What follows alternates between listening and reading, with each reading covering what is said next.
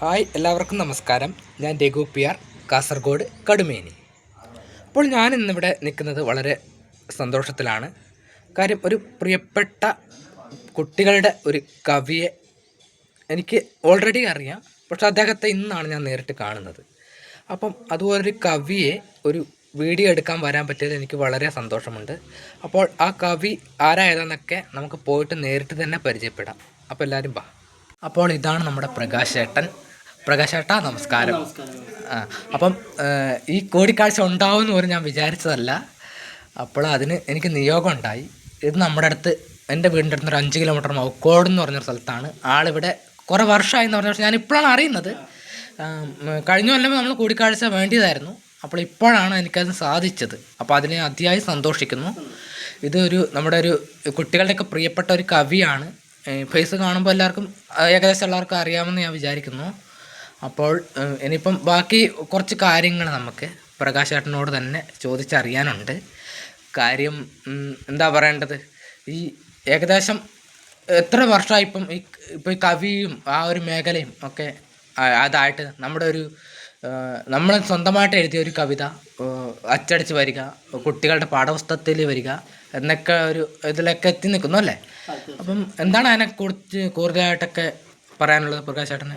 അങ്ങനെ എനിക്ക് എന്താ പറയുക, എഴുത്തെന്ന് പറയുന്നത് ചെറുപ്പകാലം തൊട്ട് വന്നൊരു എൻ്റെ കൂടെയുള്ളൊരു ഇതാണ് എഴുത്തെന്ന് പറയുന്നത്. കഥകളിലൂടെ വരികയും കവിതകളിലേക്ക് കടക്കുകയും പിന്നീടാണ് ഗോത്രഭാഷയെ അടയാളപ്പെടുത്താൻ ഞാൻ നിൽക്കുന്നത് കാസർഗോഡ് ജില്ലയിലെ മലവേട്ടൂരായിട്ടുള്ള മലവേട്ടൂരുടെ ഗോത്രഭാഷയിലാണ്. അപ്പോൾ ആ ഗോത്രഭാഷയെ ചരിത്ര താളുകളിൽ അടയാളപ്പെടുത്തുക, അല്ലെങ്കിൽ ആ ഗോത്രഭാഷയെ വരും തലമുറക്ക് വേണ്ടി കരുതി വെക്കാൻ എവിടെയെങ്കിലും അടയാളപ്പെടുത്തേണ്ടതുണ്ട് എന്നുള്ളത് മനസ്സിലാക്കിക്കൊണ്ട് തന്നെയാണ് ആ ഭാഷയ്ക്ക് പിന്നാലെയുള്ള അലയിലും ആ ഭാഷയെ അടയാളപ്പെടുത്താൻ സാധിച്ചത്. അത് മലയാള സിലബസിലേക്ക് ഈ കഴിഞ്ഞ വർഷമാണ്, 2 വർഷക്കാലമായിട്ട് കേരളത്തിലെ കുട്ടികൾ ആ ഭാഷ പഠിക്കുന്നു. കാടാരത് എന്ന് പറയുന്ന കവിതയിലൂടെ എൻ്റെ സ്വന്തം ഗോത്രഭാഷയായിട്ടുള്ള മലവേട്ടൂരുടെ ഗോത്രഭാഷയിൽ ആ കവിത വായിക്കുന്നു, പഠിക്കുന്നു. അത് തന്നെ ഏറ്റവും വലിയ സുന്ദരമായൊരു മുഹൂർത്തം തന്നെയാണ്.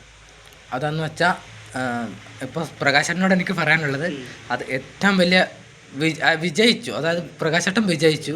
അതായത് ചെറുപ്പം തൊട്ടേ എഴുത്ത് എന്ന ഒരു ഇതിലേക്ക് വന്നു.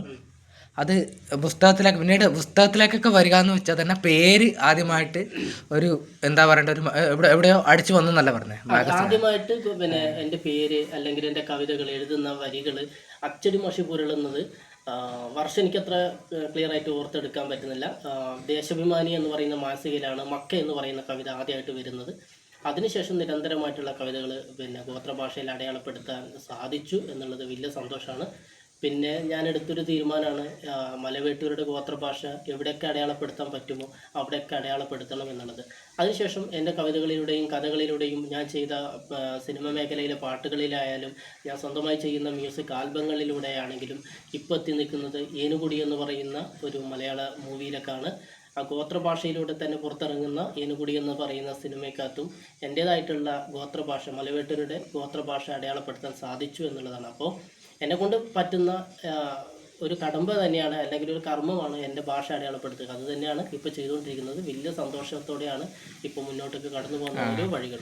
ഇപ്പോൾ കവിതക്ക് പുറമെ കഥയും എഴുതിയിട്ടുണ്ടെന്നൊക്കെ തീർച്ചയായും. ആ കഥയുടെ പേരൊക്കെ കഥ ആദ്യം വന്നത് തന്നെ കഥയിലൂടെയാണ്.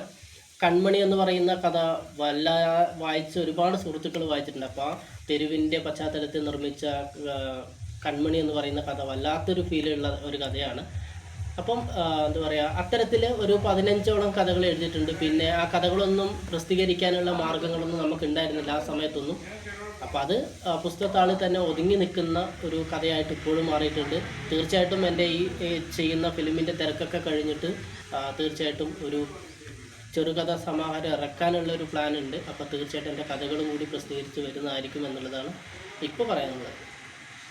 അപ്പോൾ ഈ ഇത്രയും കാര്യങ്ങൾ എൻ്റെ അടുത്ത് പറഞ്ഞു തന്നതിൽ ഒത്തിരി സന്തോഷമുണ്ട്. അതുപോലെ വീണ്ടും ഞാൻ പറയുകയാണ്, പ്രകാശേട്ടനെ കണ്ടുമുട്ടുന്നുള്ളത് ഒരിക്കലും ഞാൻ വിചാരിച്ചില്ല.